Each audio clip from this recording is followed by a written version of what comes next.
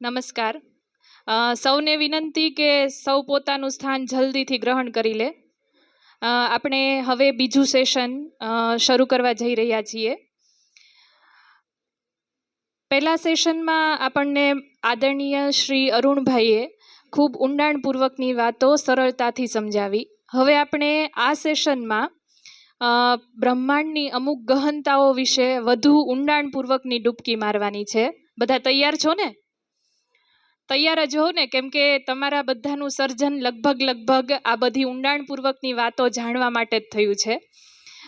તો હવે આજના આ ટેકનિકલ સેશનમાં મુખ્ય વક્તા છે શ્રી અમિતભાઈ વ્યાસ, જેઓ જામનગરથી આવ્યા છે. તેમનો વિશેષ પરિચય આદરણીય શ્રી હસમુખભાઈને વિનંતી કરીશ કે તેઓ તેમનો પરિચય કરાવે. શ્રી હસમુખભાઈ દેવમુરારી.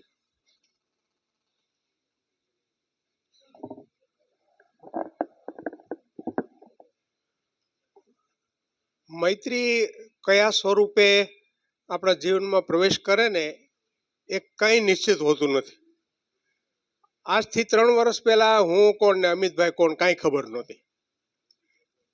આ એક એવું પરિબળ અમારા બંને વચ્ચે આવ્યું, અને ખાસ તો પેલો કોરોના આવ્યો, અને કોરોના વખતે બધું વર્ચ્યુઅલી ઓનલાઈન બધું જે સેશનો ચાલી, અને એમાંથી ધીમે ધીમે જુદા જુદા વોટ્સઅપ ગ્રુપ રચાયા, ને એમાં એસ્ટ્રોનોમી ને આકાશ દર્શન ને જોય ઓફ સ્કાય ગેઝિંગ ને આવા બધાથી ને અમે બધા પ્રવૃત્ત હતા. એમાંથી અમિતભાઈનો પરિચય થયો, જામનગર ગ્રુપનો પરિચય થયો. વાસ્તવમાં તો જામનગરમાં બહુ સક્રિય ગ્રુપ છે, અને એ ગ્રુપના એક સભ્ય એવા અમિતભાઈ. મિત્રો, વિદ્યાર્થી મિત્રોને ધ્યાનમાં રાખીને હું વાત કરું છું કે કોઈ પણ શોખ આપણને ક્યાં લઈ જાય.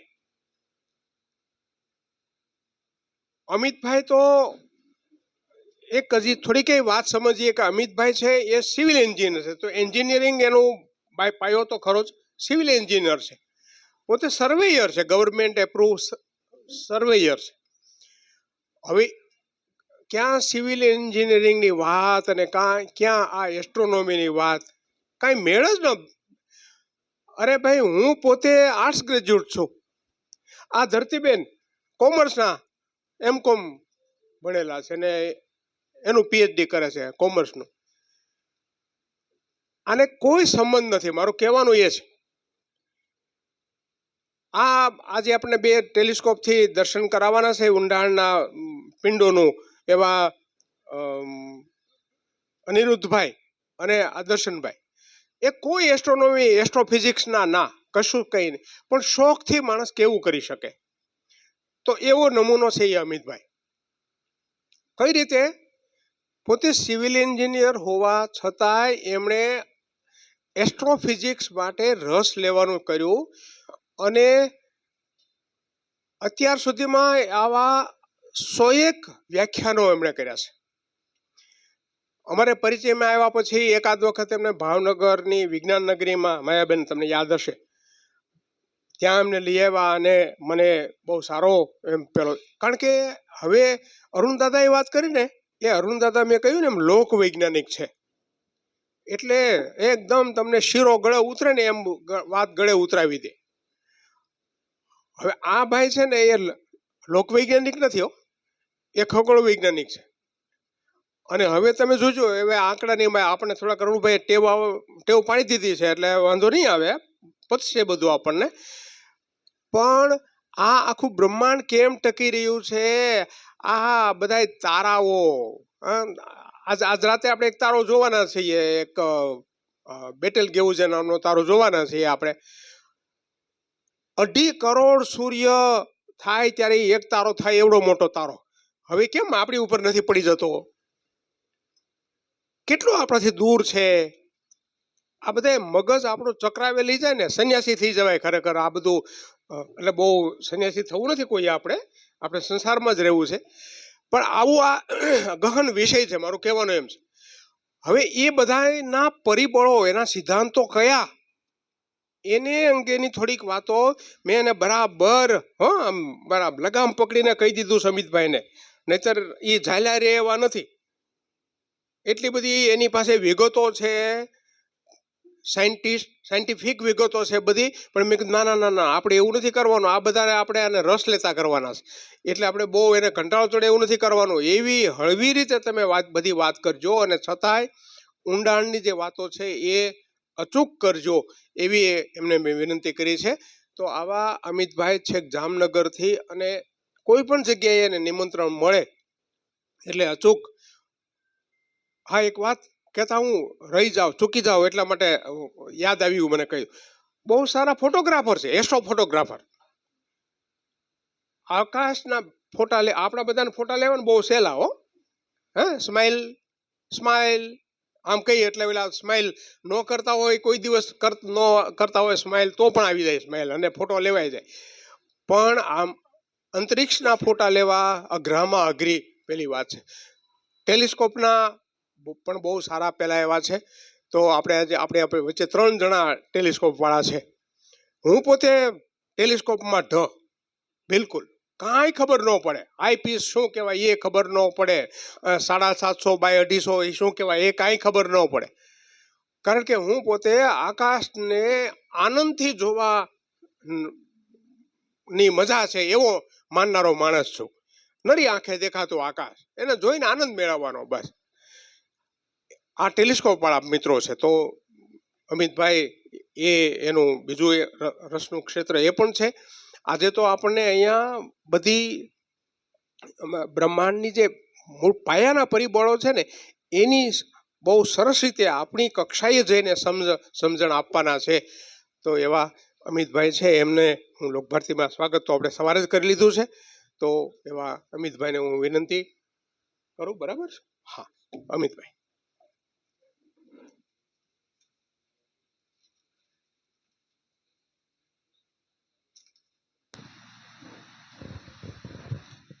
હલો.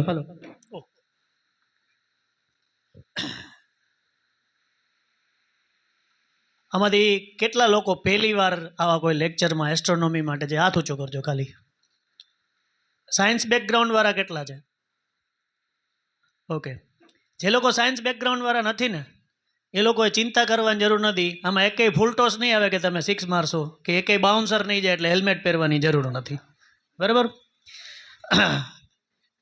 તમને એક શરૂઆતમાં જ એક વાત કહું કે 10મા ધોરણ સુધીનું વિજ્ઞાન એટલે કે ભૌતિક શાસ્ત્ર અને ગણિત જો તમને આવડતું હોય ને, તો તમે બહુ સરસ રીતે આ બિગ બેંગ થિયરી જેને કહેવાય, હમણાં સાહેબે વાત કરી, આવડા મોટા મોટા આંકડા જે આપણે જોતા હતા મજા આવે એવા, એ તમે આરામથી સમજી શકો. ખાલી 10મા ધોરણ સુધીનું વિજ્ઞાન જોઈએ, સમજી શકો. પછી એમાં આગળ વધવું હોય, કાંઈ તમારે શોધ કરવી હોય તો ચણા થોડાક લોઢાના થઈ જાય, ત્યાં સુધી બાફેલા છે. સરસ. તો હવે આપણે આપણા સબ્જેક્ટમાં આડી અવળી વાત કર્યા વગર જ આગળ વધીએ. Big bang. બેંગ એટલે ઇંગ્લિશમાં એનો મતલબ થાય ધડાકો, અને બિગ એટલે મોટો. પણ હકીકતે મિત્રો તમને કહું, બ્રહ્માંડમાં જ્યાં એ ધડાકો થયો તો ત્યાં કાંઈ થયું એવું કાંઈ હતું જ નહીં. કાંઈ એવો બ્લાસ્ટ થયો કે એવું કોઈ વસ્તુ નથી. અને બ્લાસ્ટ થયો હોય તો સંભળાય નહીં, કારણ કે એનો એક અવાજનો એક નિયમ છે કે એને એક જગ્યાએથી બીજી જગ્યાએ જવા માટે માધ્યમની જરૂર પડે. પણ ત્યારે માધ્યમ જ નહોતું, કાંઈ નહોતું. તો શું આ જ રૂમમાં હું વેક્યુમ કરી દઉં, એ તમે વાંચો ને હું આ ખૂણે છું, પછી હું રાડું પાડું ને તોય તમને સંભળાય નહીં મારો અવાજ. પણ આ બિગ બેંગ થયું શું કામ? એને એવી હું શાંતિથી પડ્યું હતું, તકલીફ થઈ કે હાલો હવે હું ફાટું? એવો એક પ્રશ્ન બધાને મનમાં થાય. એનો જવાબ આ થિયરી નથી આપતી, અને એનો જવાબ હજી કોઈ થિયરી પાસે નથી. બીજી વસ્તુ, હું આની લિમિટેશન કહું છું. બીજી વસ્તુ કે બિગ બેંગ થયું ત્યારથી જે સાહેબે આંકડા કીધા ને, એવા વિચિત્ર આંકડા પાછા અહીંયા આપણે માણવાના છે. અને આ યાદ રાખવાની જરૂર નથી. હું એ તમને કહી દઉં, આ આંકડા યાદ રાખે કોઈ ફાયદો નથી. આજે જીવે છે, કાલે મરી જશે. કારણ કે આમાં નવી નવી શોધ થતી જ જાય છે. એક જ તમને વસ્તુ કહું, પીટી ઉષા, એને જ્યારે મેડલ મળ્યો ત્યારે જે સ્પીડ માપવાની ઘડિયાળ હતી ઓલિમ્પિક્સમાં, એની અંદર સેકન્ડ અને મિલી સેકન્ડ જ મપાતી હતી. યુસેન બોલ્ટ છે ને આજ પોતાના રેકોર્ડ 7 વાર તોડે છે. કારણ કે અત્યારે ઘડિયાળ છે ને આપણી નેનો સેકન્ડ સુધી માપી શકે છે, તો એ ફરક પડી ગયો ને. એટલે એ આંકડા આપણા બદલે રાખે છે. હવે કોઈ વસ્તુ સ્થિર નથી, જેમ સાહેબે કીધું એમાં આંકડા સ્થિર નથી. અને ફિઝિક્સની અંદર સારામાં સારી વસ્તુ એ છે કે 50, 25, 60 એ તો નિગ્લિજિબલ છે, એને કાંઈ ગણવાના જ નથી, કાઢી નાખવાના. એટલે આપણે એ મગજમાંથી કાઢી નાખવાનું. પણ એના સિદ્ધાંત સમજવા જેવા છે કે હું કાંઈ વસ્તુ કહું તો એમને માની લેવું. આ છાપામાં તમે લોકો ઘણીવાર વાંચતા હશો કે નાસાએ એક ગ્રહ શોધ્યો જે પૃથ્વી જેવો છે અને એના વાતાવરણમાં પાણી છે. હવે સારું, ચંદ્ર ઉપર પાણી છે એ ગોતવા માટે ચંદ્રયાન મોકલવું પડે, બીજું ગોથું ખાઈ જાય ને પેલું ઉતરી જાય, બરાબર. તો આપણને આટલા કરોડ વર્ષ દૂર કેવી રીતના ખબર પડે કે અહીંયા પાણી છે? હવે ઓલા લોકોએ કાંઈ ગાંડા તો છે નહીં કે સવારે ઉઠ્યા ને એકાદું કાંઈક આમ સરસ મજાનું મારી લીધું અને પછી એમ કીધું કે હાલો ચંદ્ર ઉપર પાણી છે. એવું તો છે નહીં. કરી શકે, કોણ સાબિત કરવા જવાનું છે? હું ને તમે. પણ કરી શકીએ, 100% કરી શકીએ, આપણે કરી શકીએ. અને સાહેબ જે ટેલિસ્કોપ લઈ આવ્યા છે ને બંને, એનાથી કરી શકીએ. આટલું ઇઝી છે. પણ આ કેના જેવું છે ખબર છે? અંગ્રેજી આવડતું હોય ને, મને હું આજ કોક 2 જણા ઊભા હોય એની વચ્ચે સણોસરામાં હું આવ્યો છું, ફરું છું, સાહેબે મને કીધું કે ચાલો આપણે જરા પાન બાન ખાવા જઈ, ચક્કર મારી આવી. અને ત્યાં હું સાહેબ સાથે અંગ્રેજીમાં વાત કરવા માંડું ને, એટલે આજુબાજુના 3-4 જણાને એમ થાય કે આ માણસ કાંઈક ઇન્ટેલિજન્ટ છે. કારણ કે પહેલેથી આપણા બધાના મગજમાં એ જ આપેલું છે કે અંગ્રેજી આવે ને એટલે સારામાં સારું એ માણસ. ઓહો, ઘણા કહે ને તમે એમાં જોયું તો આ મેદના ફોરેનર યાર, યાર તમે નતા ગયા. આપણે ફોરેનર એટલે હું પાકિસ્તાનના, કારણ કે ઇન્ડિયાની બહારનું બધું ફોરેન છે, કે બાંગ્લાદેશના ગયા હતા. પછી કહે ના અમેરિકન. તો અમેરિકન ગયા હતા તો શું છે યાર? અને અંગ્રેજી ભાષા છે ને એ ગુજરાતીને ન પહોંચે એનું એક જ કારણ છે કે મોઢાને શું કહેવાય અંગ્રેજીમાં? ફેસ, બરાબર. થોબડાને શું કહેવાય? છે કોઈ શબ્દ? ડાચાને શું કહેવાય? બરાબર. પણ આમાં ફિલિંગ્સ છે. તમે કોકને મોઢું કહો તો તમે શાંતિથી કહો છો, ડાચું જો ને તારું આપણે કેમ કહી કોઈને, તો એમાં ફિલિંગ્સ આવી ગઈ, એમને ખબર પડી જાય કે ઓલો આના ઉપર ખારો થયો છે, બરાબર. બીજું, સંબંધ છે ને એ આપણી ભાષાની અંદર બહુ બારીક રીતે આપણે કહી શકીએ. મામા કહે એટલે ખબર પડી જાય કે મમ્મી સાઈડના જ છે. કાકા કહે તો ખબર પડી જાય કે પપ્પા સાઈડના જ છે. ઓમાં તો બધા અંકલ, બાજુવાળો અંકલ, તો કોણ છે? તો આપણી ભાષા રીચ છે. એટલે અત્યારના જમાનામાં સાહેબ થોડુંક આગળથી લઉં છું. તકલીફ એ છે કે ઇંગ્લિશ મીડિયમમાં ભણવાની બધાને શોખે બહુ છે. અમુક લોકોને મેં સાંભળ્યા છે, ચાલ બેટા 1 સ્પૂન કર્ડ ખાઈ લે, એવું એના મમ્મી એને શીખડાવતા હોય. 1 સ્પૂન કર્ડ ખાઈ લે, 1 ચમચી દહીં ઠૂસી લે ને ભાઈ. એટલે સ્પૂન ને કર્ડ ને એ તો બધું પછી તમે ભણી શકશો, પણ આ કોઈ નહીં સમજે. હમણાં અમે લોકો રસ્તામાં આવતા હતા ને ત્યારે હું 2-4 વસ્તુ પૂછતો હતો. મારા ભાભી છે સાથે ને મારા વાઈફ છે એને. હવે મારા વાઈફને તો ના ખબર હોય, એનું એક રીઝન છે કે એ હિન્દીને એવું પંજાબી જાણે છે ને ઇંગ્લિશ જાણે છે, ગુજરાતી નથી જાણતા.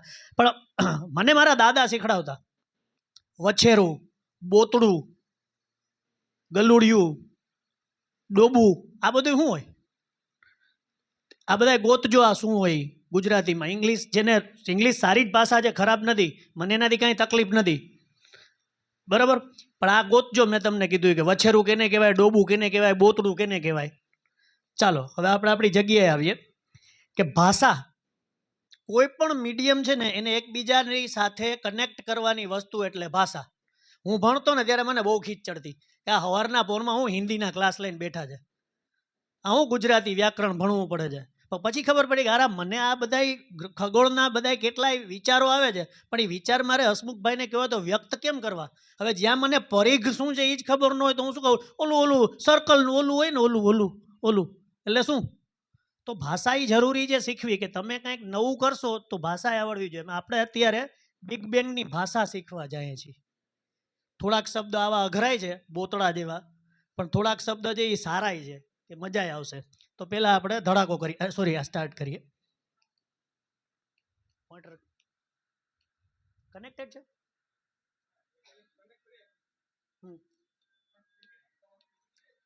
ચાલુ જ છે, કાંઈ વાંધો. નેક્સ્ટ. હા.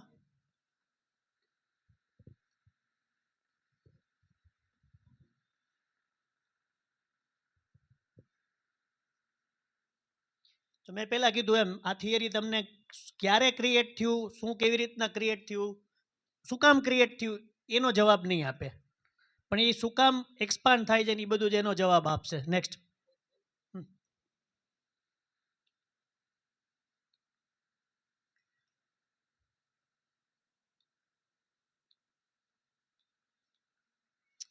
આપણે સાહેબે જેમ લાંબા લાંબા આંકડા કીધા અરબો કરોડોના, એમ આપણે શરૂઆત કરવાની છે નાના આંકડાથી. આમાં જો 10⁻43 એટલે 10 એકડાની નીચે 10ની માથે 43 મીંડા લગાડો તો એ કેવડું થાય, ત્યાંથી આપણે ચાલુ કરવાનું છે. આ નાનો આંકડો છે, બરાબર. હવે ધડાકો દો ને એની આટલી સેકન્ડે યુનિવર્સ છે ને એને પ્લાન્ક એરા કહેવાય, પ્લાન્ક નામ કહેવાય ને. એમાં શું થયું કે ગરમી જે હતી એ ગરમી ધીમે ધીમે એક્સપાન્ડ થઈ અને ઠંડી થવા માંડી. હવે ગરમી હતી શું કામ? હું તમને કહું કે જ્યાં બિગ બેંગ થયું અહીંયા સ્પેસે નહોતું ને ટાઈમે નહોતું, એનર્જી નથી, માસે નહોતું, તો એ ગરમી આવી ક્યાંથી? જી કાંઈક તો હતું ને. હવે હું તમને એક સવાલ મનમાં થવો જોઈએ કે ભાઈ સ્પેસ કેમ નહોતું? સ્પેસ તો હોવું જોઈએ ને, આ એટમ હતો ક્યાં? પણ સ્પેસ હોવું જોઈએ એનું એક કારણ તમને કહું, નથી એનું કારણ તમને કહું કે આ બે ખુરશી વચ્ચે જગ્યા છે, એવું આપણે અહીંયાથી કહી શકીએ, બરાબર કે નહીં? કોઈ સૂતા હોય તો જાગી જાજો કે આ ખુરશી વચ્ચે જગ્યા છે, પણ બે ખુરશી જ ન હોય તો જગ્યા ક્યાં ગઈ? તો કોક કાંઈકની વચ્ચે કમ્પેર થાય તો ને. તો બ્રહ્માંડમાં કાંઈ હતું જ નહીં તો સ્પેસ એ ક્યાંથી હતું? સ્પેસ નહોતું એટલે ટાઈમ નહોતો. પણ હવે એ અનબેલેન્સ થયું અને એ જે ગરમી ઉત્પન્ન થઈ, ગરમી શું કામ ઉત્પન્ન થઈ? સાહેબે જેમ વાત કરી કે પહેલાં અત્યારે વિસ્તરે છે, પછી ધીમે ધીમે એ બધું પાછું એક જગ્યાએ ભેગું થતું જશે, બરાબર. હવે આપણે અત્યારે અહીંની જ વાત કરીએ કે સણોસરાની પોપ્યુલેશન 20,000 થી 25,000 હું ગણી લઉં. આ ઓરડાની કેપેસિટી છે એ 1,000-1,200 જણાની માની લઈએ, બરાબર. પણ મારી 15,000 જણાનું આ રૂમમાં ભેગા કરું ઠૂસીને તો થાય શું? ફિઝિકલી શું થાય? ગરમી થાય. ગમે એટલી તમે એસી ચાલુ કરો ને તોય ના રહી શકો. એક પલંગ ઉપર 4 ભાઈ બહેન સૂતા હોય નાનકડા પલંગ ઉપર, એટલે થોડીક વારમાં બીજો એક લત મારે કાલે ભાઈ હવે રાખો જા, ગરમી થાય છે. એ ગરમી એટલે આટલી બધી જો સાહેબે વાત કરી એટલી ગેલેક્સી હોય, એનું એટલું મેટર હોય. જો આપણે આવડા કમરામાં 20,000 નથી રહી શકતા તો આટલી ગેલેક્સી, એનું આટલી માસ, એનું આટલું એનર્જી, બધું સાવ ફૂલ સ્ટોપ જેને કહીને આપણે લખતા લખતા પેનનું ટપકું કરીને એવડાકમાં આવી ગયું. પછી હખણું રહીએ. સાહેબે જ કીધું હતું ને કે બાજુ ન રખાય, હખણા ન રહીએ. તો આ મેટર એવી રીતના હખણી ન રહીએ એટલે ફાઈટી. હવે આપણે વાત કરી 10⁻43ની, બરાબર. અચ્છા ઈ છે, ઓકે.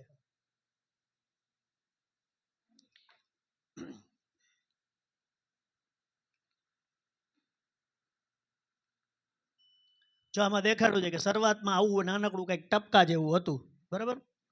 અહીંયા ફંડામેન્ટલ ઇન્ટરેક્શન આપણે જેને કહીએ.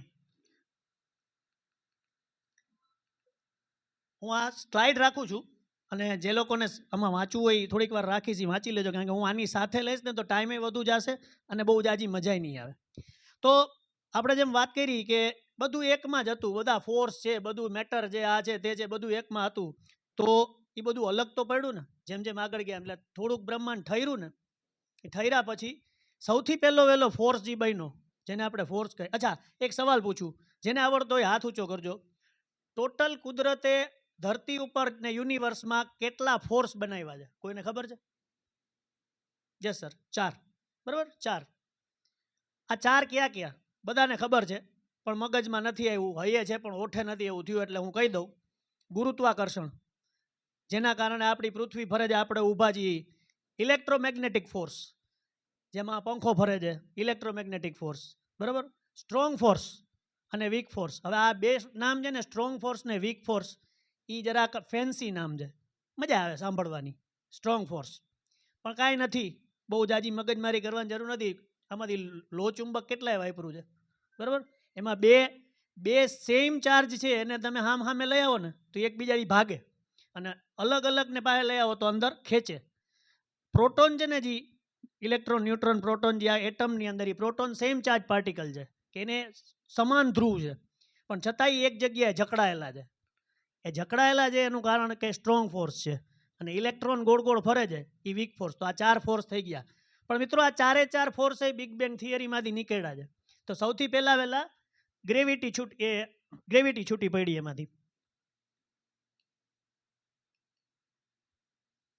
આ ગ્રેવિટી. હવે જોજો સાઈડમાં જે વસ્તુ છે ને, આ ખાસ જોજો, આ બ્રહ્માંડનું ટેમ્પરેચર કહે છે, મોટો આંકડો છે, 10⁻32 કેલ્વિન.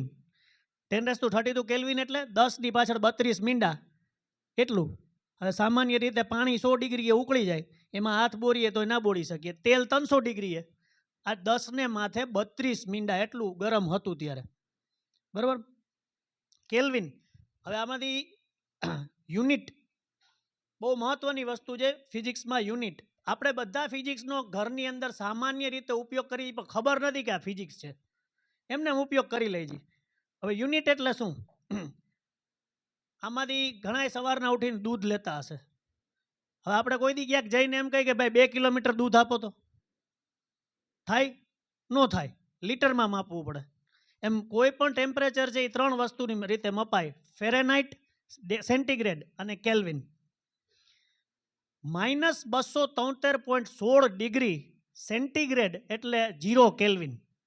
ત્યાં કેલ્વિન 0 એટલે એબ્સોલ્યુટ, એટલે કે આપણા બ્રહ્માંડનું છેલ્લામાં છેલ્લું તાપમાન છે એ 0 એ કેલ્વિનમાં આ રીતે મપાય. આ ખાલી ગેપ યાદ રાખજો, બીજું કાંઈ એની સાથે કરવાની જરૂર નથી અત્યારે, બરાબર.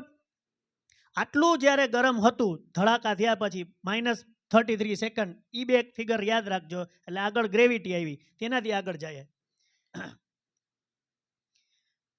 ટેમ્પરેચર પાછું ઘટ્યું, 10⁻⁻27 થયું. એમાંથી સ્ટ્રોંગ ફોર્સ બહાર આવ્યો, એમાંથી ઇલેક્ટ્રોમેગ્નેટિક ફોર્સ બહાર આવ્યો, એટલે 3 ફોર્સ થઈ ગયા. અને ત્યાર પછી મેટર એટલે કે જે આપણે છીએ પદાર્થ, એ પદાર્થ ભેગો હતો એ બહાર આવી ગયો. તો આ બધી વસ્તુ ઘટના થઈ, એને ટોટલ ટાઈમ થયો એ બહુ કાંઈ જાજો નહીં, માઇનસમાં, બહુ કાંઈ મોટો આંકડો નથી. તો જેમ સાહેબે વાત કરી કે 13.7 બિલિયન વર્ષ ત્યારે આપણું યુનિવર્સ બન્યું, તો અત્યારે સૂરજ છે યાર ત્યારે બન્યો 5 બિલિયન. Simple life. એના પછી આટલા એક આ લાઈન જે સમય સમજી લ્યો તો આટલા ટાઈમે જન્મી, અને ત્યાર પછી અત્યારે આપણે આ જગ્યાએ છીએ. આ થોડુંક મગજમારીવાળું હતું એટલે ફટાફટ ટ્રાય કરી, એ રીતે પૂરું કરી દીધું. હવે આગળ બહુ મજા આવશે. હવે રોલર કોસ્ટર સ્ટાર્ટ થાય છે. તારનો જન્મ, કોઈ પણ તારા છે એનો જન્મ, સાહેબે વાત કરી કે વાદળા હતા બધાય, એ કેવી રીતે થાય એ આપણે બિગ બેંગ થિયરી સમજવા માટે પહેલાં સમજવાનું છે. તો મિત્રો, વાદળા આપણે ટેલિસ્કોપમાં જોશું, સાહેબ દેખાડશે કે ટેલિસ્કોપમાં કે આકાશમાં એવા કેટલાય વાદળા છે. વળી પાછા લપસિંદર જેવા આંકડા આવશે આમાં, કે એ ઓરાયન નેબ્યુલા જે છે, આમાં આપણી સૂર્યમાળા જે છે એ ગરી જાય, અંદર ઘૂસી જાય, એટલી એની પહોળાઈ માનીએ આપણે. તો આવડું મોટું એક વાદળું છે, એમાં ટર્બ્યુલન્સ આવે. ટર્બ્યુલન્સ એટલે એમાં અચ્છા, એ વાદળું પાછું હાઇડ્રોજનનું છે. હાઇડ્રોજન સિવાય કોઈ એટમ નથી. શું કામ હાઇડ્રોજન જ? કુદરતે એવું શું કર્યું કે તમે ગમે ત્યાં જાઓ તો હાઇડ્રોજન ઇઝીલી મળે, બાકી કાંઈ ના મળે, બાકી બધાય પેદા કરવા પડે. સ્ટાર જે છે એમાંથી બાકીના બધાય પેદા થાય. તો એ એટલા માટે કે સૌથી ઇઝી એટમ છે. આપણે ઘરે એકલા બેઠા હોય, ઘરે કોઈ છે નહીં, મમ્મી છે નહીં, અથવા તો ઘરવાળી છે નહીં, અને કાંઈક ખાવાની ઈચ્છા થઈ. હવે તો અત્યારે તો ઇઝી છે, ઝોમેટોમાં ફોન કરી તો આવી જાય છે. પણ ઝોમેટો નહોતું અને બહારે નહોતું જવું, તો ઘરમાં ઇઝીલી બનાવવાનું શું? સાવ ઇઝીલી આપણે જે બનાવી શકીએ, મેગી. જો પડી હોય ઘરમાં તો એમાં મેગી જેવું છે એટમ, કે એ બહુ ઇઝીલી બની શકે છે. એટલે બ્રહ્માંડમાં બધી જગ્યાએ એ છે. તો બ્રહ્માંડની અંદર હાઇડ્રોજન બધી જગ્યાએ ઇઝીલી અવેલેબલ છે. તો સ્ટારને એમ થયું કે ભાઈ હું જેને મારો ખોરાક બનાવી લઉં ને, હું જ ખાધે રાખું. જેમ સાહેબે વાત કરી હતી કે ભઠ્ઠી, એ ભઠ્ઠીની અંદર બળે છે. તો હાઇડ્રોજનના આવા વાદળા છે એને નેબ્યુલા કહેવાય, નિહારિકા. એ વાદળા તમને આકાશમાં ઇઝીલી દેખાય, ટેલિસ્કોપથી તમે જોઈ શકો. એમાં ટર્બ્યુલન્સ એટલે કે એમાં કાંઈક બખડજંતર થાય. કેવી રીતના થાય કે બાજુમાંથી કોઈક બીજો એક તારો નીકળી જાય સ્પીડથી, અથવા તો બાજુમાં કોઈ સુપરનોવા ફાટે, કોઈ તારો ધડાકો થઈને ફાટે, તો એના કારણે એમાં ડિસ્ટર્બન્સ પેદા થાય. ડિસ્ટર્બન્સ પેદા થાય એટલે અલગ અલગ જે હાઇડ્રોજનના એટમ હતા એ ઝટકો ખાઈને એકબીજાની નજીક આવે. હવે સાહેબ નજીક આવે ને એટલે આખી લપ ચાલુ થાય છે. કારણ કે નજીક આવે એટલે એની અંદર પહેલાં તો સંપ બને હાઈ ક્લાસ. શરૂઆતમાં તો બધા મિત્ર જ થાય, પછી જ માથાકૂટ થાય. એ સંપ બને ને એટલે એના કારણે ગ્રેવિટી પેદા થાય. ગ્રેવિટી પેદા થાય એટલે એ આજુબાજુના બીજા છે ને એને બોલાવે. બીજા બોલાવે એટલે વરી દળ વધે. વરી દળ વધે એટલે એ એનાથી દૂર ના હોય એને બોલાવે. એમ એક પછી એક ભેગા થતા જાય, એમાં એકને તકલીફ થાય. સારું, હવે કંઈક મારે કરવું પડશે. ને કાં આપણી એક ગુજરાતી ભાષામાં એક શબ્દ છે કે આટલા બધા ભેગા થયા હાઇડ્રોજનના એટમ, એમાં એક હરંગડાયો હોય. એ હરંગડાયો છે ને એ બીજા એટમને હરી કરે. એ હરી કરે એટલે એ બે એટમ ભેગા થવા માંડે.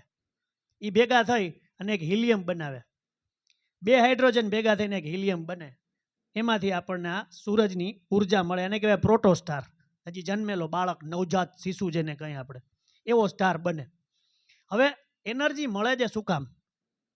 બહુ પાયાની વસ્તુ હવે આવે છે કે એનર્જી મળે છે શું કામ? તો બે હાઇડ્રોજન છે ને, સૂરજની અંદર હું જાઉં અને મારી પાસે કોઈક એવું સરસ મજાનું ત્રાજવું હોય કે એ જે બે હાઇડ્રોજન ભેગા થાય છે એનું હું વજન કરું, અને પછી એમાંથી જે એક હિલિયમ બને જેનું વજન કરું, તો એ હિલિયમનું વજન ઓછું થાય થોડુંક.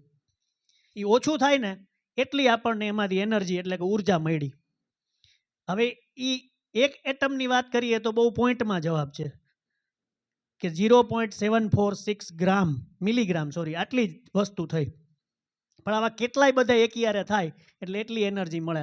આને કહેવાય માસનું એનર્જીમાં રૂપાંતર, કે કોઈ પણ પદાર્થનું ઉર્જામાં રૂપાંતર થાય છે.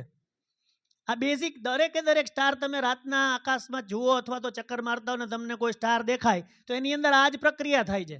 બે હાઇડ્રોજનમાંથી એક હિલિયમ બને છે, હિલિયમમાંથી લિથિયમ બને છે. આવી રીતના અલગ અલગ વસ્તુ એમાં બનતી જાય છે ને એ થોડુંક થોડુંક વજન ઘટતું જાય છે. એ વજન આપણને એનર્જીમાં એટલે કે ઉર્જા પ્રમાણે મળે છે. ઉનાળામાં આપણને ગરમી થાય, શિયાળામાં સૂરજ ન હોય તો ઠંડીને મરી રહી, અને ચોમાસામાં સૂરજ ન નીકળે તો મચ્છર મારી નાખે. બરાબર? તો અચ્છા, એક બીજી વાત કહી દઉં, જરાક થોડુંક આડી વાત છે પણ કામની છે. અત્યારે ઉનાળો આવશે, મે મહિનો આવશે, આપણને આટલી ગરમી થશે, તો પૃથ્વી જે સૂરજની નજીક હશે કે દૂર? યસ, હે, નજીક હશે. સામાન્ય રીતે બધાને એમ થાય કે નજીક હશે, પણ હું તમને કહી દઉં, મે મહિનાની 1 તારીખ એવી આવશે કે પૃથ્વી અને સૂરજ વચ્ચે ડિસ્ટન્સ સૌથી વધુ હશે, સૌથી વધુ. અને શિયાળામાં ડિસેમ્બર મહિનામાં 1 તારીખ એવી આવશે કે પૃથ્વી છે એની નજીકમાં નજીક હશે. કારણ કે સૂરજમાંથી જે ઉર્જા આપણને મળે છે ને એ રેડિયેશનના કારણે મળે છે.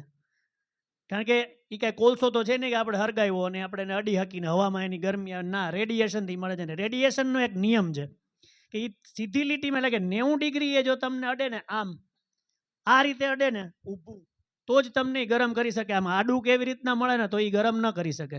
હવે સૂરજની લાઇટ છે જ્યારે સૂરજથી પૃથ્વી દૂરમાં દૂર હોય ને તો બધાય રેસ છે એ તમને 90 ડિગ્રી અડે. પણ સાવ નજીકમાં હો તો એ બીમ છે, આમ મોટું થાય એટલે એની એ બધા અડધા ઉપરથી વયા જાય અને અડધા જે એંગલમાં આવી જાય એટલે તમને એટલા ગરમ ન કરી શકે. બરાબર?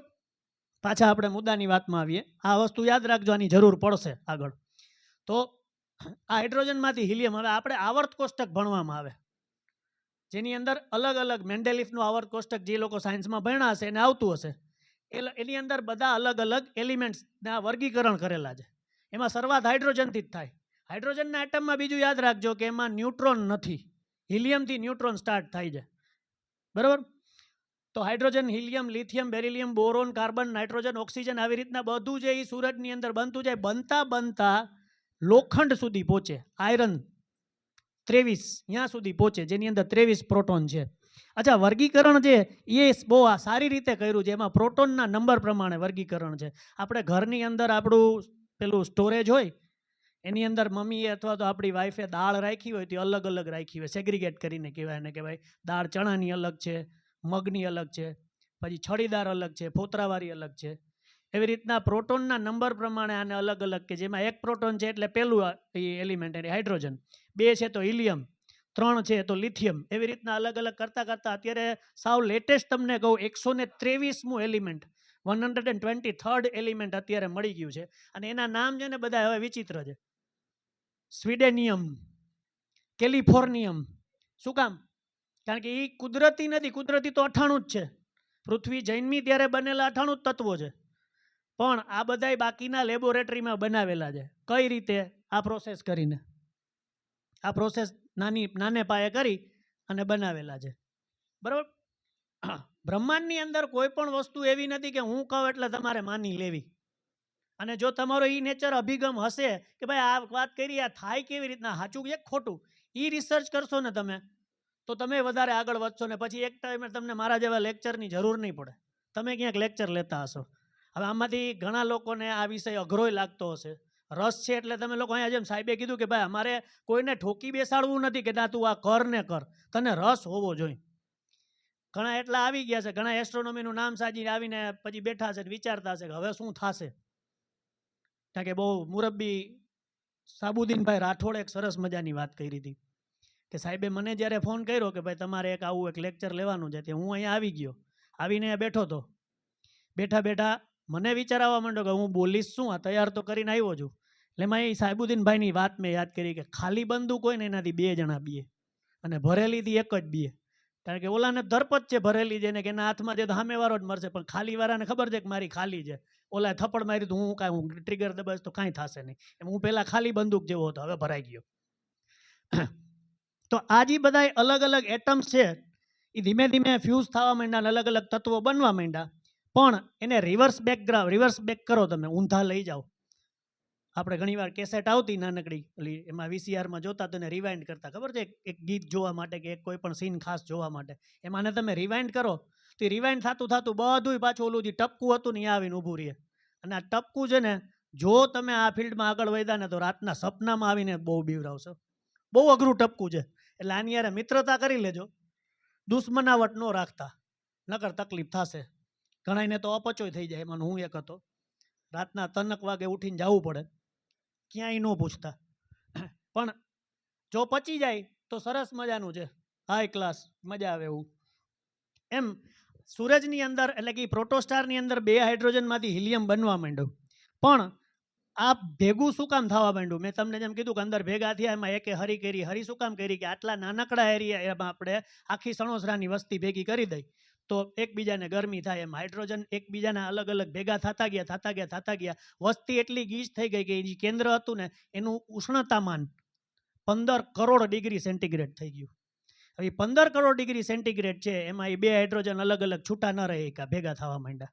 એ ભેગા થવા માંડ્યા તરત જ એક બીજી લપે જન્મ લીધો, જેને કહેવાય રેડિયેશન. ગુરુત્વાકર્ષણ છે ને એ તમારા સ્ટારને અંદર ખેંચે છે આવી રીતના. જ્યારે રેડિયેશન છે ને એ બહાર ધક્કો મારે છે. જેમ સાહેબે કીધું કે લાડવા વળતા કોને આવડે? આમ તમે ઘી હરખું નાખ્યું ને લાડવો વાળો એટલે ઘી બહાર આવે. એમ ગુરુત્વાકર્ષણ અંદર ખેંચે છે તો એ એનર્જી બહાર આવે છે, પણ એ એનર્જી છે એ સ્ટારને પાછો ઉપર ધક્કો મારે છે. આ 2 બળ છે એ જ્યાં સુધી ઇક્વિલિબ્રિયમ એટલે કે એકબીજાના છેદ કાપે છે ત્યાં સુધી તારો છે ને એ હખણો બેહે છે. આમાંથી ગમે એકને ડખો થયો એટલે તારો હખણો ન રહી શકે.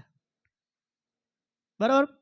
તો આપણો સૂરજ હજી આગલા આવતા 5 અબજ વર્ષ સુધી એ બેને સંભાળી રાખે એમ છે, એનર્જીને, ગ્રેવિટીને અને આપણે રેડિયેશનને. પણ એના પછી શું થશે કે ભાઈ આટલું દળ ઘટતું જાય છે. પહેલાં ભેગું કર્યું એટલે આ થયું, પછી એમાંથી એનર્જી ચાલુ થાય તો ઘટવા માંડ્યું. તો ખોખલો થઈ ગયો, બુઢો થયો બિચારો. એટલે એની પાસે એટલું માસ ન રહ્યું, એટલે ગ્રેવિટી છે એ હવે નીચે ધક્કો નથી મારી શકતી. એટલે રેડિયેશન છે એનું કામ કરવાનું ચાલુ કરે, એને ફૂલાવે, મોટો કરે. સ્ટારનો જન્મ અને બિગ બેંગ એ 2 પેરેલલ હું એટલા માટે લઉં છું કે કેટલી ફિનોમિના આમાં કોમન છે. હવે એ સ્ટાર છે એ ધીમે ધીમે મોટો થતો ગયો, એને કહેવાય રેડ જાયન્ટ. હવે રેડ શું કામ? ના, બધી 90% વસ્તુ બ્રહ્માંડની એવી છે કે એનું નામ છે ને એ જ કહી દે છે કે શું છે. એ જાજી વિચાર કરવાની જરૂર નથી. Red giant. હવે આટલી બધી એનર્જી વહી ગઈ, આટલો હાઇડ્રોજન વપરાઈ ગયો, એટલે એનું ટેમ્પરેચર ઘટશે. અત્યારે આપણા સૂરજનું સરફેસ ટેમ્પરેચર છે ને 5 થી 6000 ડિગ્રી છે. સેન્ટરનું બધા સ્ટારનું 15 કરોડ કે એનાથી વધારે જ હોય. બરાબર? પણ આટલું હાઇડ્રોજન વપરાઈ ગયો એટલે હવે એનું ટેમ્પરેચર ઘટ્યું હશે અને પાછો ફૂલી ગયો. પણ ફૂલી ગયો એ તો જાયન્ટ હાલો શબ્દ એની યારે મેચ ખાઈ છે, પણ ઠંડો થયો તો રેડ શું કામ? વાયોલેટ કેમ નહીં? યલો કેમ નહીં? બ્લુ કેમ નહીં? રેડ જ શું કામ? તો ઘરના અંદર તમે પેલું ગેસ વાપરીએ આપણે, એમાં ગેસ ઘણીવાર મમ્મી એમ કે જરાક હું આ બહાર જતું ગેસ ધીમો કરી નાખતો, તો ગેસ ધીમો કરીએ તો એ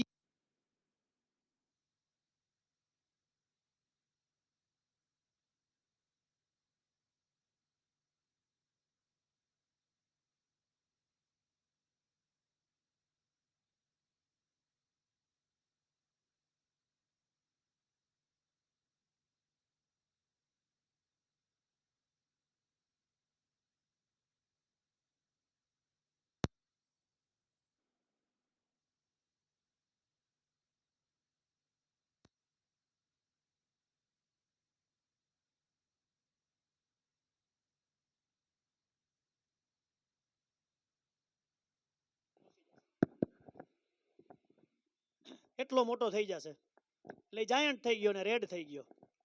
હજી અંદર પ્રોસેસ તો ચાલુ જ છે કે હાઇડ્રોજનમાંથી હિલિયમ બને છે, હિલિયમમાંથી લિથિયમ બને છે, લિથિયમમાંથી બેરિલિયમ, બધું બને જ છે.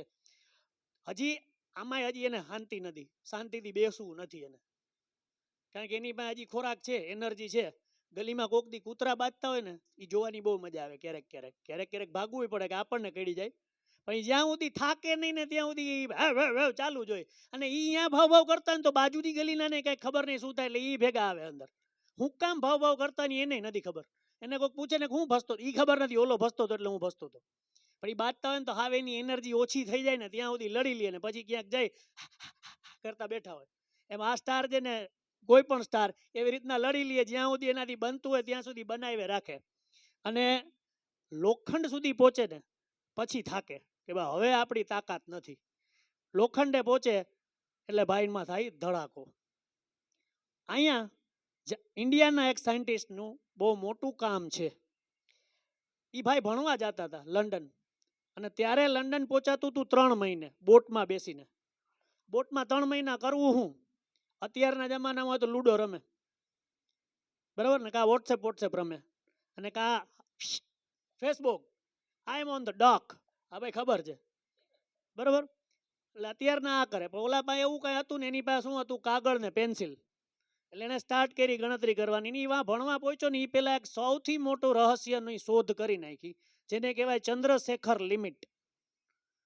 બરાબર, ચંદ્રશેખર લિમિટ છે ની 1.3 સન માસ. હવે આ હું આવી રીતના આંકડો કહું ને એટલે જોલા આવે, પણ એને સરસ રીતે કહીને તો મજા આવે કે સૂરજ જેવડો અથવા સૂરજથી 1.3 ગણો મોટો તારો હોય ને, તેમાં મેં કીધું ત્યાં સુધીની પ્રોસેસ થાય, પણ એ ફાટે નહીં, ધડાકો ન થાય. એ ધીમે ધીમે પાછો સિંક થતો જાય ને એક ફૂટબોલ જેવડો થઈ જાય, અને એમાંથી સફેદ કલરનો પ્રકાશ આવવા માંડે. અને ત્યાં પૃથ્વીનું ટેમ્પરેચર -220-230 ડિગ્રીએ પહોંચી ગયું હોય. આપણા એકેય ધાબળા કામ ન કરે, શ્રીરામ જ થઈ જાય. પણ પૃથ્વી તો એને ફરતી રહેશે ગોળ ગોળ, જીવ નહીં હોય. તો વ્હાઇટ ડ્વાર્ફ કહેવાય એને. ડ્વાર્ફ એટલે નાનો, ઇંગ્લિશનો શબ્દ ડ્વાર્ફ. હવે જો આમાં જાયન્ટ હતું, આમાં ડ્વાર્ફ અને વ્હાઇટ. હવે એમાં બિચારામાં તાકાત જ નથી એનર્જી દેવાની, એટલે સફેદ કલરનું નાનું ટપકું. ને આપણો સૂરજ છે એ આપણા ચંદ્ર કરતાં ઓછી લાઇટ આપશે જ્યારે વ્હાઇટ ડ્વાર્ફ થશે ત્યારે. પણ 1.3 ગણાથી વધારે અને 2.3 ગણાથી ઓછું જો કોઈ સૂરજનું દળ એટલે વજન હોય એ તારાનું, તેમાં રેડ જાયન્ટની પ્રોસેસ આવીને ફાટી જાય. અહીંયા પૂરું થઈ ગયું. એ પોતાની બધી જે બચેલું કોઈ પણ એલિમેન્ટ છે કે એની અંદર જે તત્વ છે એ બધું બ્રહ્માંડમાં છોડી દે, વિખેરી દે, અને બસ અહીંયા એની પૂરી, ધ એન્ડ. 2.3 થી વધારે અને 3.3 થી ઓછું જો દળ હોય, કેનાથી 2.3 કે 3.3 કેની યારે કમ્પેર કરવાનું? જાગો છો ને, સન, સૂર્ય, બરાબર. તો ધડાકો થઈને એક ઠળિયો વધે. એ ઠળિયો વધે, અંદરથી કેટલું માસ વયું જાય ને એક નાનકડો ઠળિયો વધે. એ ઠળિયો હોય 2 કે 3 કિલોમીટરનો જ. એની અંદર એ પાછી તકલીફ ચાલુ થાય અને વળી ધીમે ધીમે સંકોચાવાનું ચાલુ થાય. એમાં એટલી બધી એનર્જી આવી જાય, સંકોચાવા માંડે કે ઇલેક્ટ્રોન ને પ્રોટોન ગોળ ગોળ ફરી ન શકે, અને એ બે ભેગા થવા માંડે. એટલે ઇલેક્ટ્રોન પ્રોટોન ભેગા થાય તો શું બને? શું બને? ન્યુટ્રોન. સાચી વાત છે. એટલે આમાંથી કેટલા લોકો એવા છે કે જેને એટમનું સ્ટ્રક્ચર એટલે કે અણુનું બંધારણ નથી ખબર? છે કોઈ? હા, તો અણુનું બંધારણ આપણે બધી વસ્તુ જેટલી તમે જુઓ છો ને અહીંયા, આ બધું એવા આપણે જે શ્વાસમાં હવા લઈએ છીએ ને એ બધું એ 3 વસ્તુથી જ બનેલું છે. કણ જેને કંઈ ઇલેક્ટ્રોન, પ્રોટોન ને ન્યુટ્રોન. એને બીજી રીતે આપણે વિચારીએ કે કોઈ પણ વસ્તુને તમે ઝીણા ઝીણા ઝીણા ઝીણા કટકા કરતા જાઓ તો ક્યાં અટકો? ત્રીજી પાયાની વસ્તુ આવે ને એને અણુ કહેવાય. પણ એને તોડો તો શું? તો પરમાણુ. પરમાણુ પિક્ચર એવું હતું જોન અબ્રાહમનું, બરાબર. તો હજી એનાથી આગળ જો લપ, પણ એમાં જવું નથી. નકર ખરેખર રાતના નહીં પણ ધોરે દીએ તારા દેખાશે. કારણ કે એના નામ કહી દઉં. એટમમાં પરમાણુ જે છે, ઇલેક્ટ્રોન, પ્રોટોન ને ન્યુટ્રોન, એનાથી આગળ જાશો તો કેવા નામ આવશે એ કહું? ગ્લુઓન, ફોટોન, મ્યુઓન, ક્વાર્ક્સ, મેસોન, બરાબર, ન્યુટ્રિનો, ઘોસ્ટ પાર્ટિકલ, આવી બધા પાર્ટિકલ પણ એ ખાલી નામ અત્યારે યાદ રાખવાના નથી, ખાલી આવું કાંઈક છે આપણા જગતમાં, આવું કાંઈક છે, ખાલી લૂડો ને ફેસબુક નથી, બરોબર? એટલે મેં તમને આ કીધું. અને સાહેબે એક વાત કરી ને ત્યારે મને આ બેઠા બેઠા એક સરસ મજાનો વિચાર આવ્યો કે પહેલાના જમાનાના માણસો છે એ આવી રીતના સરસ શું કહે કામ કરતા, મહેનત કરતા, પોતાની એનર્જી આપતા ને જનાવરની એનર્જી આપતા, ને રાત્રે આવા ઘર કાંઈ હતા નહીં, ખાટલો નાખીને અથવા તો નીચે ક્યાંક પાણાના ટેકે હોવાનું, નજર આમ જ હોય, પડખું ફરી શકાય નહીં કારણ કે પાણો ખરબચડો હોય તો ગાલમાં લાગે, એટલે આમ માથું આમ રાખીને હોતા તો ઉપર શું દેખાય. પણ અત્યારે તકલીફ બીજી છે. સરસ મજાનો મોબાઈલ છે હાથમાં, છત ઉપર જે ઘરમાં એસી છે, અને બહુ ઓછું કામ કરીએ છીએ. મમ્મીએ ટમેટા લેવા મોકલો હોય ને તો બાજુની ગલીમાં શાકવાળો હોય ટમેટા લઈને આવે ને પહેલાં તો મમ્મીએ 3 વાર કે 15 વાર કહે ને ત્યારે જાય, અને પાછો આવે ને બહુ થાકી ગયો યાર, હવે પાણી પીને પછી મોબાઈલ લઈને બેસે, બરાબર? આ ડેવલપમેન્ટ થયું ને એમાં સારી આપણી પ્રગતિ અટકી ગઈ. ઓલું તો તમારે ઈ જ જોવાનું હતું, ઈ જ કરવાનું હતું, એટલે તમારી પાસે કઈ ઓપ્શન નહોતો કે તમે 365 દિવસમાંથી 15 દી તો વિચારશો ને કે આવડા મોટા ડખાલા છે શું, બરોબર? કે 15 દી તો એવા હશે ને કે મચ્છર લોહી પીતા હશે, હુવા ન દે શાંતિથી, તો ઈ જ જોવું પડે. પણ હવે એવું કાંઈ નથી. હવે તમને આકાશ જોવું હોય તો સ્પેશિયલી બહાર જવું પડે. અને અમારા જામનગરની અંદર તો તકલીફ ઈ છે કે મારી છતની અગાસીએ જાય ને તો ચંદ્ર ગોતવો પડે, એટલું લાઇટ પોલ્યુશન છે. તો તમને આવા સ્ટાર દેખાય ક્યાંથી? ત્યારે એ સારું હતું કે રાત પડે બધા ટાઈમે હુઈ જતા. અત્યારે તો ઘુવડની જેમ 2 વાગ્યા સુધી જાગતો હોય. હા, અને બીજાને મેસેજ કરે, વોટ્સઅપ બ્રો શું કરસ, જાગસ? હા જાગું છું. કાં તારે ઓલ ઇઝ વેલ કરવું છે, બરોબર? એ ડેવલપમેન્ટ આપણું આ પ્રગતિ અટકાવી દીધી. એટલે આ બધું સારું છે ખરાબ છે એવું હું એકેય વસ્તુની ખિલાફ નથી. આ તમે કોકનું ખૂન કરી નાખશો તો એની ખિલાફ છું, પણ લિમિટેડ, જેની જ્યાં જરૂર છે એટલું જ, એનાથી વધારે નહીં. કારણ કે મોબાઈલ, સાવ સાચું કહું, એક સાયકોલોજીકલ રિસર્ચ કહે છે કે મોબાઈલ એવી ખરાબ વસ્તુ છે કે પહેલાં તમે એને શરૂઆતમાં યુઝ કરવાનું સ્ટાર્ટ કરો ક્યારે તમારું એડિક્શન બની જાય ને, એડિક્શન એ તમને ખબર નહીં પડે. એટલી ખરાબ એડિક્શન બની જાય છે કે તમાકુ છોડી શકાશે, દારૂ છોડી શકાશે, પણ મોબાઈલ, હમણાં ગુરુ ગોળ ગોપાલદાસ, આમાંથી કેટલાય નામ સાંભળ્યું છે?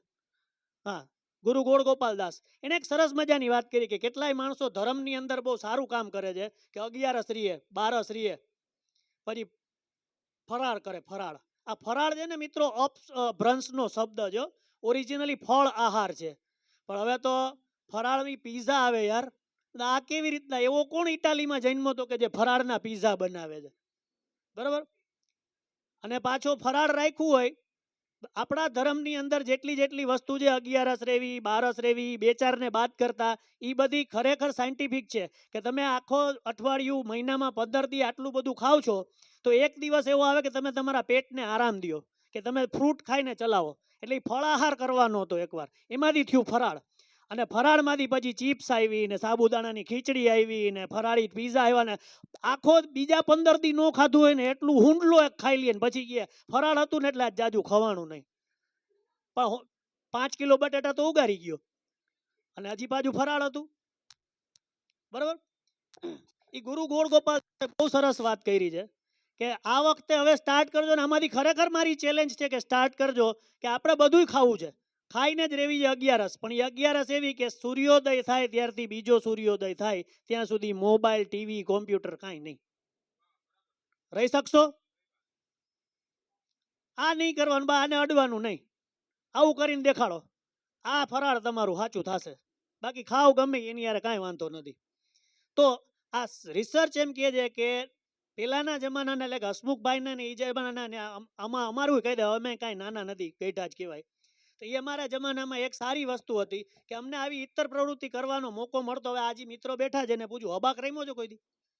હે, ઊભી ખો ને બેઠી ખો ખબર છે? હે, આંબલી પીપળી રમ્યો છો? ખબર જ છે કે રમ્યો છો? રમ્યો નથી ને? લૂડો રમ્યો છો? હે, રમ્યો છો ને? બસ, તો આ બધી જેટલી ગેમ્સ છે એ બિચારી મરવા માંડી છે.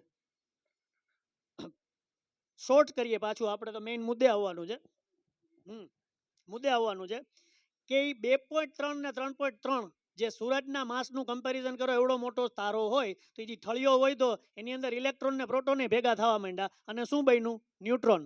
એને કહેવાય ન્યુટ્રોન સ્ટાર. હવે અહીંયાથી એક બીજી કૌતુક ભરી વસ્તુ તમને કહું કે ન્યુટ્રોન સ્ટાર છે ને એ આપણે લખીને જેમ ઓલું પોઈન્ટ કેમ કીધું એવું તો ફૂલ સ્ટોપ કરો ને એટલું હોય, પણ ચમચી એક જો ન્યુટ્રોન સ્ટાર હોય ને તો આખી હિમાલયની ગિરિમાળા છે ને એનું વજન એના કરતાં ઓછું થાય. હિમાલયનું વજન એટલી અંદર ડેન્સિટી હોય, એટલું એ ઘન હોય, ઘટ હોય. પણ હજી બ્રહ્માંડ વિચિત્ર છે, જેમ સાહેબે કીધું એમ કે ખરેખર એનો કોઈક રચયિતા તો હશે જ. હવે આઇન્સ્ટાઈનના જે છેલ્લા શબ્દ સાહેબે કીધા ને એમ આઇન્સ્ટાઈન હંમેશા એમ કહેતો કે God can not play dice. ભગવાન કોઈ દી પાસા ન રમે. કાંઈક વસ્તુ કરી છે તો એના કાંઈક નિયમ છે, એની પાછળનું કાંઈક રીઝન છે, હજી આપણને ખબર નથી. એ વાત બરાબર છે, પણ જે કાંઈ પણ ફિનોમિના ઘટે છે, જે કાંઈ પણ થાય છે, જેને આપણે ઓબ્ઝર્વ કરીએ છીએ એની પાછળ કાંઈક નિયમ છે. એમ આ બધા સ્ટાર જે આવી રીતના મરે છે એના અત્યાર સુધીના નિયમ આપણને ખબર પડી. જેમ જેમ ટેકનોલોજી આગળ વધતી ગઈ એમ કે ભાઈ સુપરનોવા શું કામ થાય, વ્હાઇટ ડ્વાર્ફ શું કામ થાય, બિગ બેંગ આપણે ન્યુટ્રોન સ્ટાર શું કામ થાય, પણ 3.3 ગણે છે ને આ લિમિટે પાછી અટકી જાય છે કે બસ પૂરું થઈ ગયું. એનાથી વધારે સૂરજથી મોટો સ્ટાર હોય 3.3 ગણાથી વધારે, તો આ ન્યુટ્રોન સ્ટાર એ અટકતું નથી. એ ન્યુટ્રોન એકબીજામાં ભેગા થવા માંડે અને અહીંયા એક રૂપાળી વસ્તુનો જન્મ થાય, બ્લેક હોલ. આ બ્લેક હોલ છે ને એને પાછું નામ જ યાદ રાખજો, શું કામ બ્લેક, કે સેકન્ડના 3 લાખ કિલોમીટરે પ્રકાશ ગતિ કરે છે. હવે આમાંથી જે સાયન્સમાં ભણ્યા હશે ને એને ખબર હશે નિષ્ક્રમણ વેગ. નિષ્ક્રમણ વેગ એટલે શું? Escape velocity. બરાબર, એસ્કેપ વેલોસિટી એટલે બોલ ભાઈ.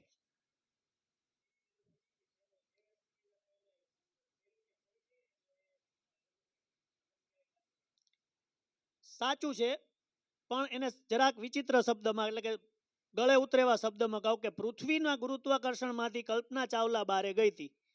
બરાબર, નીલ આર્મસ્ટ્રોંગ બારે ગયો હતો. એ ક્યારે બારે જઈ શક્યો ખબર છે? આપણે કેમ દડાનો ઘા કરીને સીલી ચડાવી દડો પાછો આવે, દિવાળીનું રોકેટ સળગાવી હતી રોકેટ ઉપરથી પાછું આવે, આ લોકોના કેમ પાછા ન આવ્યા? 1 સેકન્ડના 11.28 કિલોમીટરની સ્પીડે તમે જાશો ને ઉપર, તો પૃથ્વીનું ગુરુત્વાકર્ષણ તમને રોકી નહીં શકે. પણ સૂરજમાંથી બહાર જવું હોય તો, સૂર્યમાળામાંથી જ આપણે બહાર જવું હોય તો સેકન્ડના 630 કિલોમીટર જોઈએ. સેકન્ડના 630 કિલોમીટરની સ્પીડે જાઓ તો સૂરજનું ગુરુત્વાકર્ષણ તમને રોકી ન શકે. પણ આ બ્લેક હોલ છે ને એ એવી આળવિતરી આઈટમ છે કે પ્રકાશની સ્પીડ સેકન્ડના 3 લાખ કિલોમીટર છે, એનાથી વધુ સ્પીડ જોઈ તો તમે બારે આવી શકો. પણ અહીંયા ફિઝિક્સ કેવી સરસ રમત કરે ખબર છે? આ તમે ટોર્ચનો આમ સાઈડો કરો તો સીધો સીધો વયો જાય ને, કારણ કે સેકન્ડના 3 લાખ કિલોમીટર જાય છે ને પૃથ્વી 11.2 કિલોમીટર, બસ એનાથી વધારે હોય એટલે ભાગી જાય. આ બ્લેક હોલ ઉપર તમે શેડો આમ કરો ને એટલે એમ નીચે પડે. આવી રીતના ટોર્ચ કરો ને તો એ ટોર્ચ આમ થઈને સામે પાછી તમારી સામે શેડો પડે, કારણ કે ફોટોન્સની બહાર જ જવા નથી દેતો, ઉપર જઈને પાછા નીચે આવે છે. એટલે અહીંયા જોવો ને તો ટોર્ચ આમ કરવાની, કેવું લાગતું હશે વિચારજો, ખાલી વિચારવા માટે. તો એ બ્લેક એટલા માટે કે એમાંથી કોઈ પ્રકાશ બહાર નથી આવતો અને એની આજુબાજુમાં જે આવે છે ને એનો એ કોળિયો કરી જાય છે, કાંઈ રહેતું નથી, બધું અંદર અંદર અંદર અંદર જાતું જાય છે. તો જાય છે ક્યાં? આજે તમારે પાણીનું ડબલું ભર્યું હોય અને એ પાણીનું ડબલું છે ધીમે ધીમે એમાંથી પાણી ખાલી થવા માંડે તો આપણે વિચારીએ ને કે આમાં ક્યાંક કાણું પડ્યું હશે. એમાં બ્રહ્માંડ છે એ સ્પેસ ટાઈમ છે, સ્પેસ ટાઈમની ચાદર છે. સ્પેસ અને ટાઈમ બે ભેગા અલગ અલગ નથી બોલવાના. આઇન્સ્ટાઈન બાપા કહી ગયા છે કે સ્પેસ અને ટાઈમ એ બે એક જ વસ્તુ છે, અલગ વસ્તુ નથી. એનું નાનકડી સાબિતી આપીશ, તમને સમજાય તો સારું. તો અહીંયા એ બધી વસ્તુ વહી જાય છે તો જાય છે ક્યાં? એટલે અહીંયા કાંઈક હોલ છે, એ સ્પેસ ટાઈમમાં કાણું પડ્યું છે. આ થઈ ગઈ સ્ટારની જન્મવાનીથી મૃત્યુ સુધીની વાત. એમાં આપણે બિગ બેંગ છે એની ઓલમોસ્ટ આ જ વસ્તુ છે કે સુપર એટમ છે. ઓમાં એક 2-4 હાઇડ્રોજન ભેગા થઈને ગરમી આપતા હતા. આની અંદર એક સુપર એટમ જે ફાટે છે એની અંદર ઓલરેડી ગરમી છે, એ થોડોક થોડોક ઠંડો પડે છે. ઠંડો પડતા પડતા મેં તમને કીધું અલગ અલગ ફોર્સ બહાર પડે છે. આ ફોર્સ બહાર પડ્યા પછી 10 લાખ વર્ષે, અત્યાર સુધી આપણે માઇનસમાં હાલતા હતા, -43 સેકન્ડ, -27 સેકન્ડ, -33 સેકન્ડ. હવે 10 લાખ વર્ષ પછી પેલો એટમ પાર્ટિકલ બન્યો ઇલેક્ટ્રોન, 12 લાખ વર્ષે બીજો પાર્ટિકલ બન્યો પ્રોટોન, 13 લાખ વર્ષે ત્રીજો પાર્ટિકલ બન્યો ન્યુટ્રોન. આ બે ભેગા થયા એટલે, પણ એ બે ભેગા થયા એ બેની વચ્ચે એટલે કે 12 લાખ થી 13 લાખ વર્ષની વચ્ચે હાઇડ્રોજન પેલો એટમ બની ગયો, પેલું એલિમેન્ટ બની ગયું. એ હાઇડ્રોજન બન્યો એમાંથી મેં તમને કીધું એમ સ્ટારે અલગ અલગ બધા, એટલે ખોરાક મળી ગયો એટલે એમાંથી સ્ટાર બન્યા. પણ પેલી ગેલેક્સી ક્યારે બની? પેલી ગેલેક્સી બની 50 થી 40 લાખ વર્ષની વચ્ચે. ધડાકો થયો એના 50 થી 40 લાખ વર્ષની વચ્ચે પેલી ગેલેક્સી બની. હવે આમાં બીજા સાયન્સ વાળાએ તો સાંભળ્યું જ હશે, પણ નો સાયન્સ વાળા છે એને કદાચ સાંભળ્યું હોય કે ડાર્ક મેટર વચ્ચે આવી. તો આમાં છે ને સાહેબ એક નવી વસ્તુ થઈ કે એક અસુખ્યો જીવ હતો ઓસ્ટ્રેલિયામાં, એને બેઠા બેઠા ગણતરી કરીને એવું સાબિત કર્યું કે ભાઈ ઇટ ઇઝ -27 સેકન્ડ અને 10 લાખ વર્ષ છે એ બેની વચ્ચે બ્રહ્માંડનું ટેમ્પરેચર એવું હતું કે એમાં હાઇડ્રોજન ભેગો થાય જ નહીં કોઈ દી. અને જો એ નો થાય તો પેલો સ્ટાર બને કેવી રીતના? અને પેલો સ્ટાર નો બને તો આ ગેલેક્સી કેવી રીતના બને? ગેલેક્સી નો બને તો સૂર્ય કેમ બને? સૂર્ય નો બને તો હું અહીંયા કેવી રીતના બકબક કરતો હું? બરાબર. પણ ન્યાય તકલીફને સોલ્વ કરવા માટે વૈજ્ઞાનિકે કેટલું કર્યું, 2-4 વૈજ્ઞાનિક તો શીર્ષાસને કર્યું, 2-4 લટકી ગયા પણ મેળ ન પડ્યો. એટલે અહીંયા જવાબ દીધો કે ભાઈ આમાં કંઈક ડાર્ક મેટર એવી હોવી જોઈએ કે જે ગુરુત્વાકર્ષણની જેમ કામ કરી અને હાઇડ્રોજનને ભેગા કર્યા. આ ડાર્ક મેટરની લપ છે ને અહીંથી સ્ટાર્ટ થઈ. આ તમને ખાલી જાણવા માટે કહું છું. બરાબર. આ બધી વસ્તુ થઈ, પેલો સ્ટાર બની ગયો, એવા કેટલાય સ્ટાર બન્યા, ગેલેક્સી બની. આ ગેલેક્સી બની એની અંદર આપણી મંદાકીની તારા વિશ્વ મિલ્કી વે બન્યું. આ થયું બ્રહ્માંડની ઉત્પત્તિ.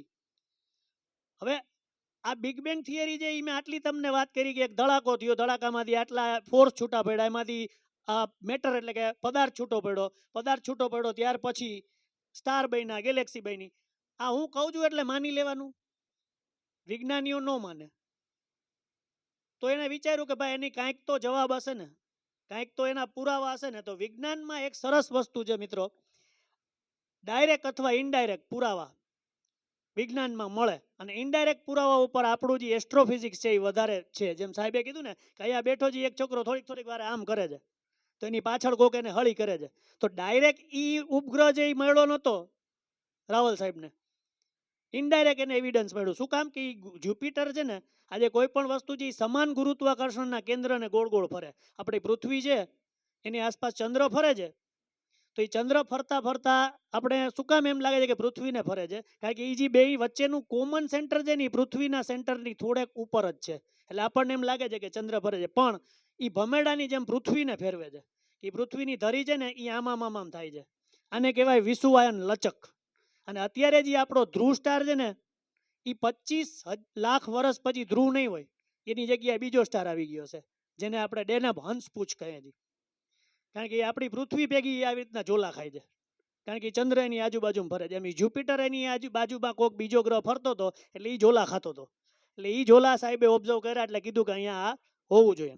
એમ આ બેકગ્રાઉન્ડ જે છે આની પાછળનું, એમાંય તમને એવા જ એવિડન્સ મળ્યા છે આપણને કે જે બિગ બેંગ સાચી છે એ સાબિત કરે છે. હવે ક્યાં વસ્તુઓ મળી છે? તો સૌથી પહેલી વસ્તુ મળી છે જેને ઓરિજિનલ નામ કહું, cosmic energy background. Cosmic energy background કેટલું રૂપાળું નામ છે. ક્યાંક તમે બોલો તો કેમ કે આને ફિઝિક્સ સારું આવડે છે, ખાલી નામ યાદ હોય તો કોઈ કહી દે. પણ હકીકતમાં શું છે, મારી વાઈફ હમણાં છે ને બારે ગઈ ને એટલે મને કહેતી ગઈ કે કામવાળીએ દૂધ ગરમ કર્યું છે કે નહીં, ઘરે જઈને જરાક જોજો તો. આમે એ જવાબદારી બધી ઘરમાં મારી હોય, કચરા કરવા, પોતા કરવા, રસોઈ કરવી, એ બધી. બરાબર. નકર ભાઠા પડે. બરાબર. હવે હું ઘરે પહોંચ્યો ને તો સરસ મજાની તપેલી સાહેબ ગેસ ઉપર હતી, એમાં દૂધ હતું. પણ એ ખબર કેમ પડે કે એને ગરમ કર્યું છે કે નહીં? બહુ મોડો આવું તો ખબર પડી જાય કે તર બની જાય, પણ તપેલીને અડું તો જરાક ગરમ તો લાગે ને. એમાં આપણું જે બ્રહ્માંડ છે ને, જો એમાં ધડાકો ન થયો હોત ને તો એમને મોત, પણ ધડાકો થયો છે. એની પહેલી સાબિતી આ કોસ્મિક એનર્જી બેકગ્રાઉન્ડથી મળી કે આપણું જે ખાલી જગ્યા છે, સાહેબે કીધું એમ, જેમ સૂરજ અને શું કે પૃથ્વીની વચ્ચે જે ખાલી જગ્યા છે એનું ઉષ્ણતામાન માપો ને તો એ એબ્સોલ્યુટ 0 ન થાય, -273.16 ડિગ્રી ન થાય, -270-71 ની વચ્ચે રહીને રાખે.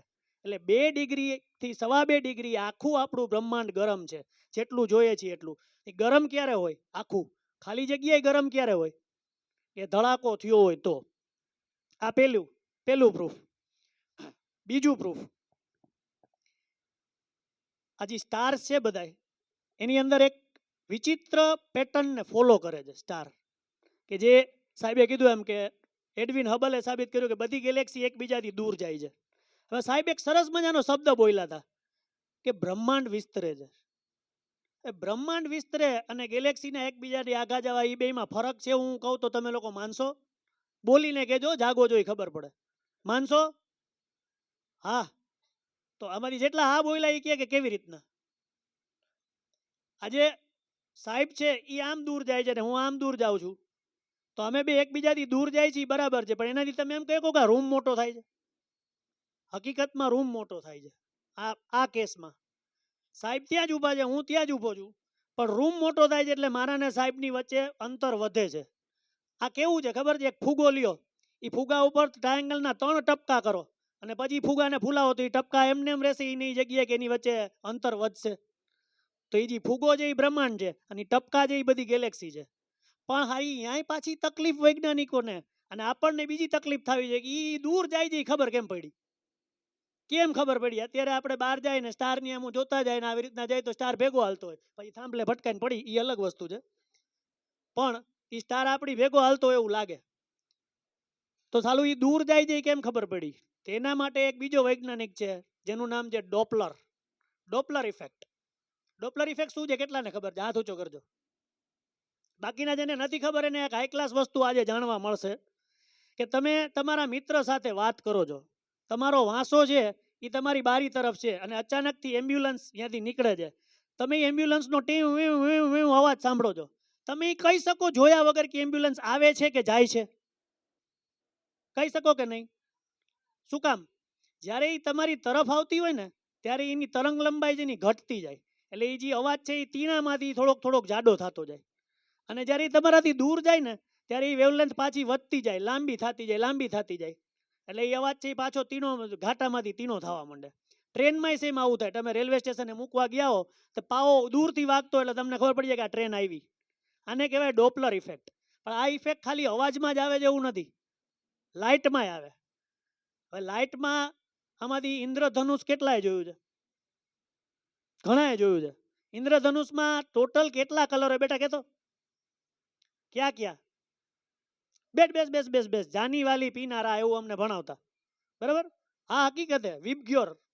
તો જાની વાલી પીનારા, રા એટલે રાતો ને જા એટલે જાંબલી, ત્યાંથી ચાલુ થાય. તો રાતો છે ને એની તરંગ લંબાઈ વધારે છે અને જાંબલીની ઓછી છે.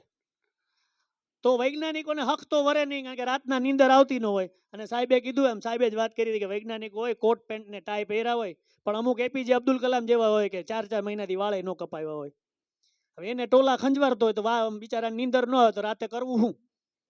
અબ્દુલ કલામ સાહેબ માફ કરજો, પણ એને રાત્રે કરવું શું? એટલે એને શું કર્યું? ગેલેક્સી ઉપર પોતાનું ટેલિસ્કોપ મૂક્યું. હવે એ ગેલેક્સી તો એને 15 વાર જોઈ લીધી. નવા નવા લગ્ન થયા હોય ને એટલે આપણી વાઈફ છે ને આપણને બહુ સારી લાગે, આમ રોજ જોવાની ઈચ્છા થાય. પણ વરસ દોઢ વરસ થઈ જાય ને પછી એ બહુ એની સામું જોતા ન હોય, સામેથી આવીને કે આ ડ્રેસ કેવો લાગે જોતો, આજે હું આ પહેર લઉં. હા પહેરલે પહેરલે. ઓલો તો આમ જ જોતો હોય, સામે જોતોય ન હોય. એમાં આ ગેલેક્સીને ટેલિસ્કોપથી 17 વાર જોયા પછી હવે હું જોઉં ટેલિસ્કોપમાં, એટલે હવે અહીંયા તકલીફ થઈ. એટલે એક નવી વસ્તુ નાખી એની ઉપર, ટેલિસ્કોપ ઉપર, સ્પેક્ટ્રોમીટર. સ્પેક્ટ્રોમીટર છે ને એ સ્ટારમાંથી આવતા દરેકે દરેક પ્રકાશને અલગ અલગ તરંગ લંબાઈમાં વેચી દે. અલગ અલગ તરંગ લંબાઈમાં વેચાય એટલે આજે તમે એનું ઓબ્ઝર્વેશન કરો ને કાલે તમે એનું ઓબ્ઝર્વેશન કરો તો એની જે સ્લીટ છે ને જી પટ્ટી છે ને જી એ લાલ તરફ ઢળતી દેખાય, લાલ તરફ. તો એ જો લાલ તરફ જાય એને કહેવાય રેડ શિફ્ટ. નાની તરંગ લંબાઈમાંથી મોટી તરંગ લંબાઈ બાજુ જાય છે એટલે એનો મતલબ એ કે આપણાથી દૂર જાય છે. તો વિલિયમ હબલે આવી લગભગ 1200 ગેલેક્સીનો અભ્યાસ કર્યો, બધાયમાં એક જ ટાઈપનું રિઝલ્ટ મળ્યું. એટલે એણે કીધું કે ભાઈ બ્રહ્માંડ છે એ વિસ્તરે છે. હવે એ બ્રહ્માંડ વિસ્તરે છે એવું એને શું કામ મગજમાં આવ્યું? એવું સામાન્ય માણસ તો એમ જ કહી દે. સૌથી પહેલા તો એક ટાઈમ એવો હતો ને સાહેબ કે આ પૃથ્વી સ્થિર છે બાકી બધું એની આસપાસ ફરે છે, કારણ કે આપણે જે જોઈ છીએ સાચું માની લઈએ. તો હબલને એવી કેમ ઈચ્છા થઈ કે એને એમ કીધું કે બ્રહ્માંડ વિસ્તરે છે, એ ગેલેક્સી એકબીજાથી દૂર નથી જતી. 3 જણા અમે ભેગા થાય, હું સાહેબ અને આપણા મિત્ર, અને ટ્રાયેંગલમાં આમ ઊભા રહી અને પછી કોઈ એમ કે શૂટ, એટલે અમે ત્રણેય ભાગવાનું ચાલુ કરી. તો બધાની સ્પીડ અલગ અલગ હશે. આ બાબો જે અમારા કરતા ઝડપથી ભાગશે, સાહેબ પ્રેમથી ચાલશે અને હું જરાક ઠેકડા મારતો મારતો આગળ જઈશ શરૂઆતમાં, પછી હું થાકી જઈશ, બરાબર? તો એમ એને જે 1200 ગેલેક્સીનું ઓબ્ઝર્વેશન કર્યું એ બધાની સ્પીડ એક જ હતી. બધાની સ્પીડ એક જ હતી. આ કેવું છે કે તમે રેલવે સ્ટેશનમાં ત્યાં ઊભા છો પ્લેટફોર્મ ઉપર, અને એક ક્યાંથી બોગી નીકળે છે એ કાચની છે, તો અંદર જેટલા પેસેન્જર બેઠા છે એ બધા પેસેન્જરની સ્પીડ એક જ હોય ને કે અલગ અલગ હોય? તો એ 1200 ગેલેક્સી છે એની બધાની સ્પીડ એક હતી એટલે નક્કી થયું કે ભાઈ આ બ્રહ્માંડ ફૂલે છે, એ એકબીજાથી આઘી નથી જાતી. એ હબલ સાહેબે સાબિત કરી દીધું. બરાબર. હવે આવું આને પાછું બિગ બેંગ હારે શું લેવા દેવા? આમાં નાઝી બોમ્બ કેટલાય ફોડા છે દિવાળીમાં, સૂતળી બોમ્બ જેને કઈ. એ સૂતળી બોમ્બ તમે ઘણાય ભાઈ એવું કરતા હોય પોદળામાં નાખીને ફોરે એટલે પોદળો ગામને ઉડે. બરાબર. પણ એ પોદળો ઉડે છે એમાંથી મટીરિયલ ઉડે છે ને, તો આજે ગેલેક્સી એકબીજાથી દૂર ભાગે છે એટલે ધડાકો થયો હોય તો જ આવી રીતના આજુબાજુ ચારે તરફ મટીરિયલ ઉડે ને, તો ગરમે છે અને મટીરિયલ એકબીજાથી દૂર ઉડે છે તો ધડાકો થયો જ હોવો જોઈએ. પણ હજી અસુખિયા જીવ છે દુનિયામાં કે આટલું મળ્યા પછી આપણે તો શાંતિથી સુઈ જાય કે હાલો હવે ખબર પડી ગઈ કે બ્રહ્માંડ કેમ છે, જમી લીધું ને પછી સુઈ જાય થોડીક વાર. અહીંયા એ લોકો તોય શાંતિ નથી. એ કે ના એમ નહીં, આમાં એ કે 3 વસ્તુનો લોચો છે. તો કે શું? તો કે શરૂઆતની જે 47 સેકન્ડ ને -27 સેકન્ડ વચ્ચે બ્રહ્માંડ જેની પ્રકાશની સ્પીડ કરતા વધુ આગળ વધ્યું હોય તો જ અહીંયા સુધી પહોંચે. હકીકત છે. એ તો પોસિબલ નથી. આઈન્સ્ટાઈન કાકા કહી ગયા છે કે ભાઈ પ્રકાશની સ્પીડથી વધારે તો કોઈ આ વસ્તુ ચાલી જ ન શકે, એટલે પેલા નિયમનું બ્રીચ થાય છે. બીજું, આપણે ભણીએ છીએ કે ઉર્જાને એકબીજામાંથી કન્વર્ટ કરી શકાય, ઉર્જા પેદા ન કરી શકાય. એવી રીતના માસ છે એકબીજામાંથી એકબીજામાં કન્વર્ટ કરી શકાય, નવું માસ પેદા ન કરી શકાય. તો આ તો સિંગ્યુલારિટીમાંથી આ સૂરજ બન્યું એ નવું માસ પેદા થયું. તો એ કન્ઝર્વેશન ઓફ એનર્જીનો નિયમ તોડે છે. આ 2 વસ્તુ સાબિત કરો પછી અમે માનીએ, ત્યાં સુધી ન માનીએ. પછી આપણે વેવિશાળ કરશું, કંકુના કરશું, બાકી આના જવાબ આપો આ બેના. તો વળી એક જણો મારા જેવો ત્રીજો ફાઈટો કે ના હજી તકલીફ છે. આમાં સરસ મજાનો નિયમ કહો, રૂલ ઓફ રેગ્યુલારિટી ખબર છે આમાંથી કોઈને? ઈ શું? બહુ સરસ મજાનો નિયમ છે કે તમે એકને એક કામ સરખી રીતે વારે વાર કરો ને તો શરૂઆતમાં એ કામ સરખું થાય, પછી એ કામ બગડતું જાય. આ રૂલ ઓફ રેગ્યુલારિટી છે. જ્યારે આમાં બિગ બેંગમાં ઊંધું થાય છે કે શરૂઆતમાં બધું અસ્તવ્યસ્ત જ હતું. એક એનર્જી આમ હતી, બીજી આમ હતી, એક માસ આમ હતું, એક ફોટોન આમ. સારું, જેમ જેમ આગળ વધે છે એમ રેગ્યુલર થતું જાય છે, એમ નિયમોને ફોલો કરવા માંડે છે. પેલા કઈ નિયમને ફોલો નહોતું કરતું. આ પાછો એના નિયમનો બ્રીચ છે. આ 3ના જવાબ આપો પછી અમે માનીએ. હવે એ જવાબ કોઈ પાસે નથી, કારણ કે એના માટે એક બીજી નવી લપ ચાલુ થઈ જાય, એની જરૂર પડે. મેક્સ પ્લાન્ક નામના માણસે ચાલુ કરી છે, ક્વોન્ટમ ગ્રેવિટી. ક્વોન્ટમ ગ્રેવિટીની શોધ થશે ને તો આ બધી વસ્તુના જવાબ મળશે. પણ હવે મુદ્દાની વાત કરીએ કે ભાઈ ગોયરું બ્રહ્માંડ જરૂર શું છે, ક્યારે પેદા થયું હતું અને ક્યારે એનું શું અત્યારે સ્ટેજ છે, ને આવી લપ કરવાની શું જરૂર છે? હવે આ સાહેબ મને દેખાડશે હમણાં, એમ કે છે કે આ વ્યાધ છે. હવે એ વ્યાધ નો એને ક્યાં હોય તો મને શું ફેર પડે છે? મિત્ર, ફેર પડે છે. આમાંથી તમે કેટલાય લોકો ટીવી જુઓ છો, ટીવીની અંદર ધોની ઓસ્ટ્રેલિયામાં 6 મારે તો તમે અહીંયા પલંગ ઉપર ઠેકડા મારો છો. આ બધી વસ્તુ છે એ આ બ્રહ્માંડની થિયરી વગર ન થાય. ટૂંકે પતાવું જોવે, એન્ડ ઉપર છું. બીજું, જીપીએસ ગૂગલ આંટીએ ગૂગલ આંટીને તમે લોકો બધા યુઝ કરતા હશો. એ બોલે કે અહીંથી 2 કિલોમીટરે ડાબી બાજુ વરો, 3 કિલોમીટરે જમણી બાજુ વરો, 500 મીટરે ડાબે વરો એટલે દિવાલ જે ઠોકી દો. આવું ગૂગલ આંટી કેટલા એને સમજાવ્યું હશે. આ અલગ અલગ જીપીએસ સેટેલાઇટ ઉપર કામ કરે છે, અને જીપીએસ સિસ્ટમ જેની 3 સેટેલાઇટ ભેગીથી કામ કરે, એકથી નહીં. ટ્રિગોનોમેટ્રીનો નિયમ છે કે એક જગ્યાએથી એક રે આવે, બીજી જગ્યાએથી બીજું, નીચે ત્રિકોણ બને અને એના ઉપરથી પિન પોઈન્ટ થાય તમારી લોકેશન. પણ તમને એક બીજી વસ્તુ પ્રોવાઈડ કરે છે ગૂગલ આંટી કે ભાઈ આ ઓલી ગલીમાં જાતો નહીં, અહીંયા કેટલા એકબીજાની યાર ધક્કા મસ્તી કરે છે, ટ્રાફિક બહુ છે. પણ ક્યારે તમે એ મેપમાં જુઓ તો લાઈવ દેખાડે છે ને. અત્યારે જો આઈન્સ્ટાઈનની રિલેટિવિટી ના હોત અને બિગ બેંગ થિયરી માટે જો શોધ ન થઈ હોત તો ટાઈમ ડાયલેશન, સમય ધીમો પડે છે, એ થિયરી સાબિત ન થાત.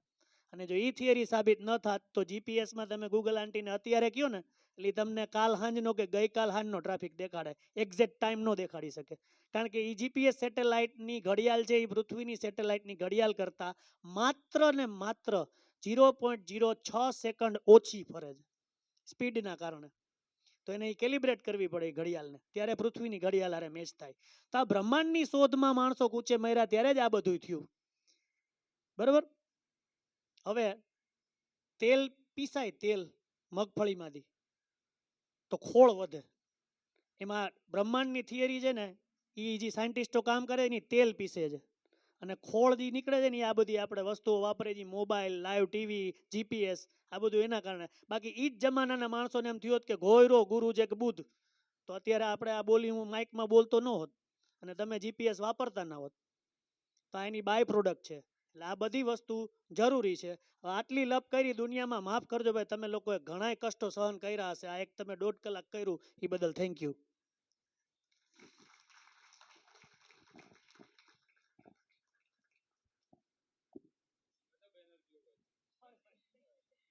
ધન્યવાદ અમિતભાઈ. હવે કાર્યક્રમને આગળ વધારતા આજે અમારા સંસ્થાના એક વડીલ શ્રી મુરબ્બી એવા યોગેશભાઈ ભટ્ટ પધાર્યા છે. તો એમણે એક ઈચ્છા વ્યક્ત કરી છે કે બુચ દાદાનું એક ગીત હું રજૂ કરું કે જે આ કાર્યક્રમને અને રાત્રિના આકાશના કાર્યક્રમને જોડશે. તો હું યોગેશભાઈને વિનંતી કરું કે તેઓ ગીત રજૂ કરે.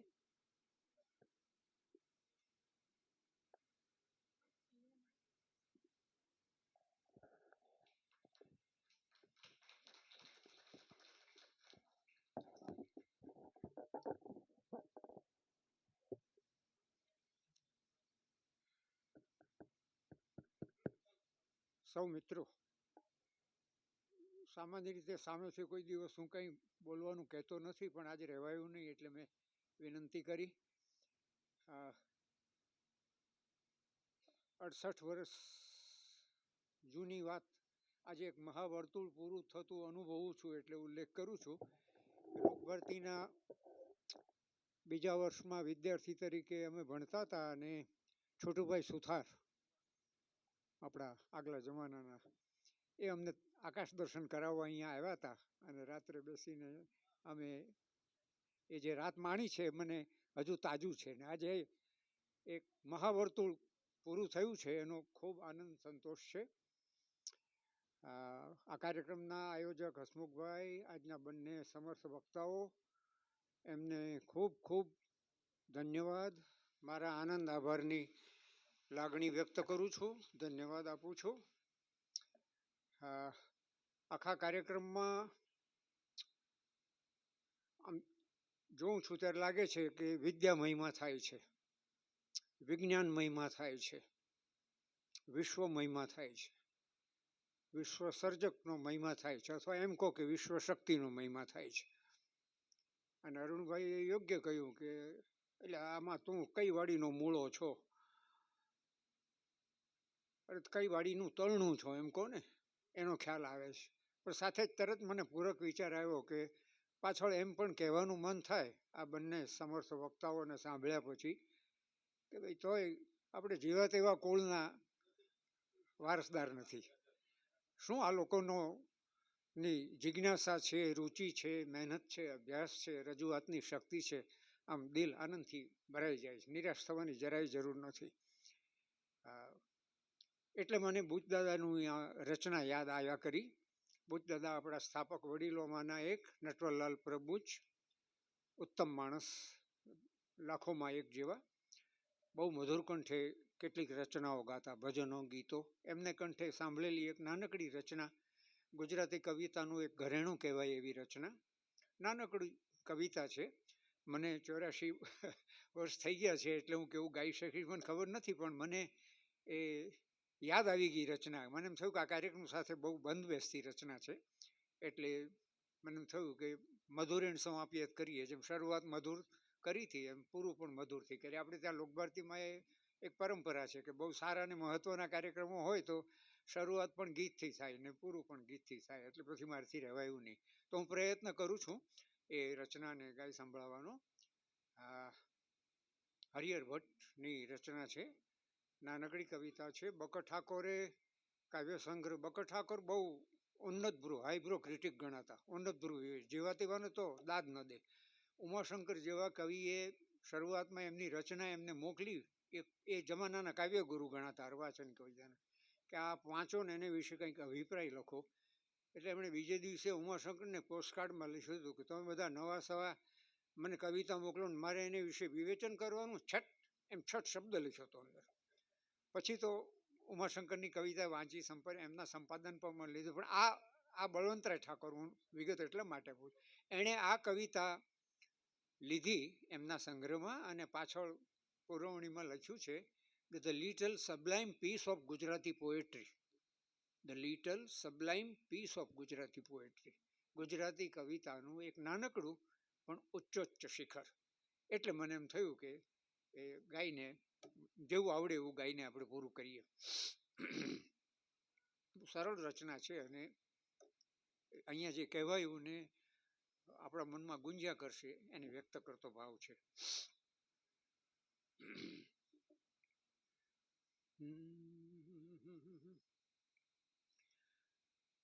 તું મહાકાવ્ય બની, તું મહાકાવ્ય બની વિશ્વવ્યાપી રહ્યો, ત્યાં વળી કવિતડું શું કરું હું, ત્યાં વળી કવિતડું શું કરું હું, તું મહાકાવ્ય બની વિશ્વવ્યાપી રહ્યો, તું મહાકાવ્ય બની વિશ્વવ્યાપી રહ્યો.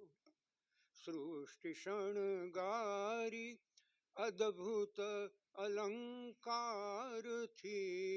સૃષ્ટિ શણગારી અદ્ભુત અલંકારથી, વાગલંકાર સૌ વ્યર્થ ભાસે, વાગલંકાર સૌ વ્યર્થ ભાસે, તું મહાકાવ્ય બની વિશ્વવ્યાપી રહ્યો, ત્યાં વળી કવિતડું શું કરું હું, તું મહાકાવ્ય બની, તું મહાકાવ્ય બની. અખિલ બ્રહ્માંડ રસરાજ રેલી રહ્યો, અખિલ બ્રહ્માંડ રસરાજ રેલી રહ્યો, રસતણી વાડકી શું ધરું હું, રસતણી વાડકી શું ધરું હું, તું મહાકાવ્ય બની વિશ્વવ્યાપી રહ્યો, ત્યાં વળી કવિતડું શું કરું હું, તું મહાકાવ્ય બની વિશ્વવ્યાપી રહ્યો. મોહનથી કાવ્યનો માત્ર જીવી રહ્યો, મોહનથી કાવ્યનો માત્ર જીવી રહ્યો, તુજ મહાકાવ્યની એક આશે, તુજ મહાકાવ્યની એક આશે, તું મહાકાવ્ય બની વિશ્વવ્યાપી રહ્યો, ત્યાં વળી કવિતડું શું કરું હું, ત્યાં વળી કવિતડું શું કરું હું, તું મહાકાવ્ય બની વિશ્વવ્યાપી રહ્યો, તું મહાકાવ્ય બની, તું મહાકાવ્ય બની, તું મહાકાવ્ય બની વિશ્વવ્યાપી રહ્યો. આભાર.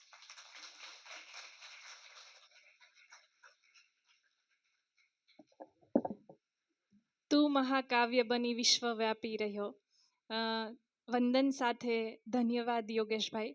હવે આ કાર્યક્રમના સમાપન માટે વિજ્ઞાન નગરી ભાવનગરથી પધારેલ શ્રી માયાબેનને વિનંતી કરીશ કે આ કાર્યક્રમની આભાર વિધિ કરે.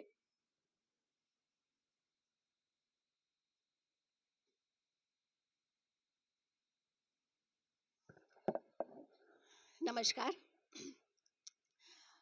અત્રે ઉપસ્થિત શ્રી અમિત વ્યાસ સર, દેવ મુરારી સર, વડીલ શ્રી યોગેશભાઈ ભટ્ટ અને તમે સૌ ખગોળ પ્રેમીઓ, આજના આપણા આ કાર્યક્રમમાં જે સરે ખૂબ સરસ રીતે આપણને ખૂબ સરળ શૈલીમાં હસતા હસાવતા વાતો કરતા બ્રહ્માંડના પાયાના પરિબળો અને તારાઓ વિશેની જે આપણને વાતો કરી, તેલ અને ખોળના ઉદાહરણ દ્વારા જે આપણને સમજાવ્યું સરળ શબ્દોમાં, તે બદલ હું લોકભારતી અને વિજ્ઞાન નગરી વતી તેમનો ખૂબ ખૂબ આભાર માનું છું. દેવ મુરારી સર અને તેમની ટીમ કે જેમણે આવા સરસ માહિતીસભર લેક્ચરની ગોઠવણ કરી, તે બદલ પણ તેમનો ખૂબ ખૂબ આભાર.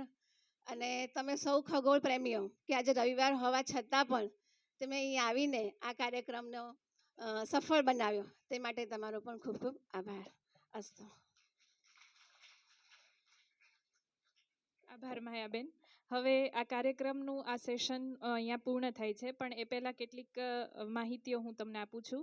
આપણે અહીંયાથી છૂટા પડીશું, પછી તમે લોકભારતીમાં ભરવા માટે છૂટા છો, પણ બરાબર 6:15 વાગે અહીંના મોટા રસોડે જે પાર્ટિસિપન્ટ્સ બહારથી આવ્યા છે તેમને જમવાનું છે, અને બધા જ વિદ્યાર્થીઓએ પોતપોતાના રસોડે છે જમવા જવાનું છે.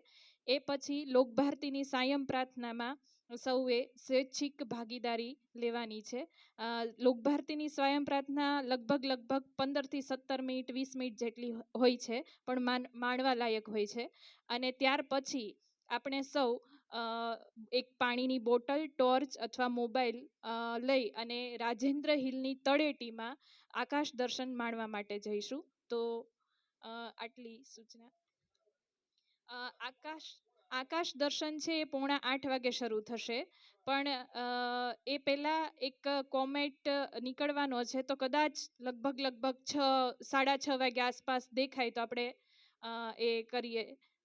બાકી આપણે 7:45 રાજેન્દ્ર હિલની તળેટીમાં મળીશું.